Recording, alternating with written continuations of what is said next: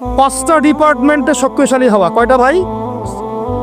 এই নসিহতটুকু আমাদের ঊর্ধ্বতন কর্তৃপক্ষের কাছে আমি হাত জোর করে করতেছি, একবার হাত জোর করে।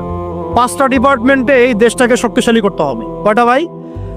1 নম্বর শিক্ষা। 1 নম্বর, প্রত্যেক মুসলমানকে কোরআন এবং সুন্নাহর শিক্ষায় শিক্ষিত করতে হবে। আমি অন্য ধর্ম নিয়ে কথা বলছি না, তারা তাদের মতো দিন পালন করে, লাকুম দিনুকুম ওয়ালিয়া দিন, লাকুম দিনুকুম ওয়ালিয়া দিন। তারা তাদের ধর্ম পালন করে করুক, আমাদের কোনো মাথা ব্যথা নাই। প্রত্যেক মুসলমানের বাচ্চাকে কোরআন সুন্নাহর শিক্ষায় শিক্ষিত করতে হবে এবং একই সাথে এই যুগকে চ্যালেঞ্জ করার জন্য যত সাবজেক্ট দরকার সব সাবজেক্ট আমাদেরকে শিখতে হবে ইনশাআল্লাহ।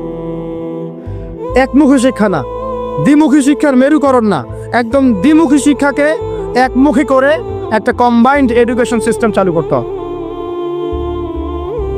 যদি আপনারা না পারেন আমাকে দায়িত্ব দেন,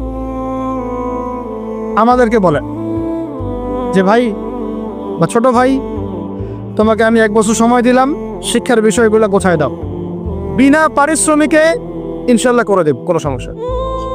1 টাকাও দিতে হবে না, জাস্ট একটা চেয়ার টেবিল দেন, 100 জন আলেম দেন, 100 জন বুদ্ধিজীবী দেন, ঘুরে দিব ইনশাআল্লাহ। প্লে গ্রুপ থেকে মাস্টার্স পর্যন্ত আমাদের ছেলেমেয়েরা এমন শিক্ষায় শিক্ষিত হবে যেটাকে শরীফার গল্প শেখাবে না ইনশাআল্লাহ। বরং আমার ছেলে পাইলটও হবে, বিমানও চালাবে, আমার ছেলে ইনশাআল্লাহ হাফেজে করানো হবে ইনশাআল্লাহ। আমার মেয়ে ডক্টরও হবে ইনশাআল্লাহ, আমার মেয়ে আয়েশা রাদিয়াল্লাহু আনহার মতো মুহাদ্দিসও হবে। আমাদের এক ভাই সে রাজনীতিবিদ হবে ইনশাআল্লাহ, জুমার খুতবাও দিতে পারবে ইনশাআল্লাহ। আল্লাহর কসম করে বলতেছি, এমন শিক্ষা চালু করা সম্ভব, শুধু আপনারা যদি একটু সৎসাহস দেখান, একটু উদ্যোগ গ্রহণ করেন, আল্লাহ পাক বহুত আজর দিবেন আপনাদেরকে। আল্লাহ পাক এই ওসিলায় আপনাদের সব গুনাহ মাফ করে জান্নাতও দিতে পারেন। আল্লাহর ওয়াস্তে আল্লাহর দিকে ফিরে আসেন। আমি আপনাদের সবচেয়ে শ্রেষ্ঠ বন্ধু, আমাকে শত্রু মনে করেন না। ইউসুফ আলাইহিস সালাম এক পর্যায়ে বলেছিলেন যে আমি যোগ্য, আমাকে দায়িত্ব দেন। মনে আছে আপনাদের? যখন সমাজে দুর্ভিক্ষের স্বপ্ন দেখলেন রাজা, রাজদরবারে গিয়ে তিনি বললেন যে দেখেন, আপনার স্বপ্নটা এমনি এমনি স্বপ্ন না, 7 বছর এখানে ফসল ফলবে, 7 বছর দুর্ভিক্ষ হবে।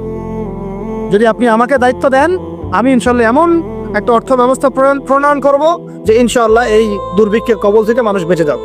মানুষ বাঁচে নাই। ওখানে এখানে প্রমাণ হয় একটা জিনিস, যখন দায়িত্ব নেয়ার যোগ্য কেউ দেখা যায় না, তখন যোগ্যদেরকে কথা বলতে হয়। যোগ্যদেরকে কি করতে হয়? কথা বলতে হয়। এখন দায়িত্ব দেখতেছেন না কাদের হাতে? একটা লোক, যে ব্যক্তি আল্লাহর অস্তিত্বেই বিশ্বাস করে না, সে কিতাব লিখতেছে, ওই কিতাব আমাদের সন্তান পড়তেছে। আমি নাম মেনশন করতে চাচ্ছি না।